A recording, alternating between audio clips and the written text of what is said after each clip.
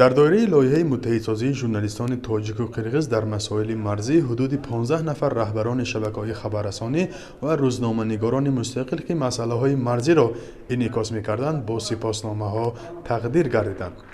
ба 2 нафар рӯзноманигороне ки матлабҳои зиёдро аз вилоятҳои марзии тоҷикистону қирғизистон дар ин авохир фаъолона бозтоб доданд соҳиби ҷоизаҳои махсус ва тӯҳфа гардиданд.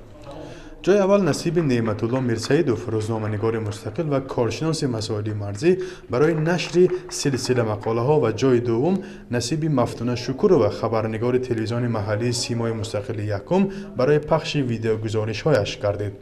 нуриддин қаршибоев ҳамоҳангсози ин лоиҳа ва раҳбари анҷумани расонаҳои мустақили тоҷикистон ҳангоми тақдими тӯҳфаҳо баён дошт ки барои наздиктар шудани рӯзноманигорони ду кишвари ҳаммарз лоиҳа кӯмакрасон буд.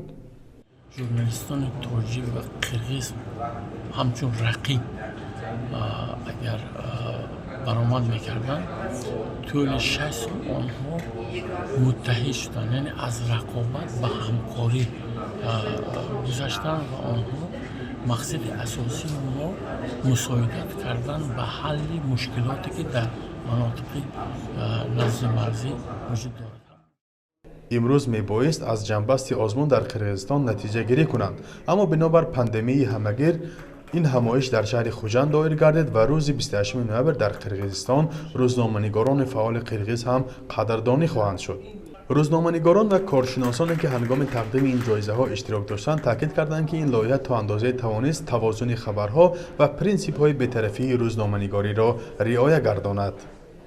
журналистон дар натиҷаи ҳамкорӣ имкон пайдо карданд ки ҳамчун якдигарро ҳамчун сарчашма истифода кунанд ё ки ба воситаи кӯмаки рафиқашон аз ҷониби дигар ба сарчашмаҳои ахбор дар соҳаи ҳифзи ҳуқуқ сохторҳои қудратӣ ба онҳо иттилоот дастрас шуд.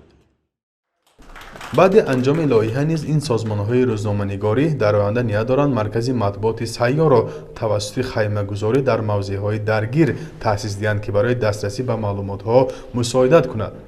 марзи тоҷикистону қирғизистон тақрибан ҳар сари чанд вақт шоҳиди муноқиша миёни сокинони назди марзӣ мешавад ки рӯзноманигорон мушикофона онро пайгирӣ мекунанд ва чӣ гунагии раванди гуфтушунидро тавассути расонаҳо бозтоб медиҳанд. тоҷикистон ва қирғизистон 976 километр марз доранд ки токунун 54 километри он муайян ва аломатгузорӣ шудааст. ду тараф бо вуҷуди гузашти солҳо натавонистанд сари минтақаҳои баҳсбарангез ба созиш расанд ва хатти марзро бикашанд. аз ин рӯ зуд дар ин минтақаҳои баҳсӣ муноқиша сар мезанад. фарзон муҳаммадӣ, радиои озодӣ, шаҳри хуҷанд.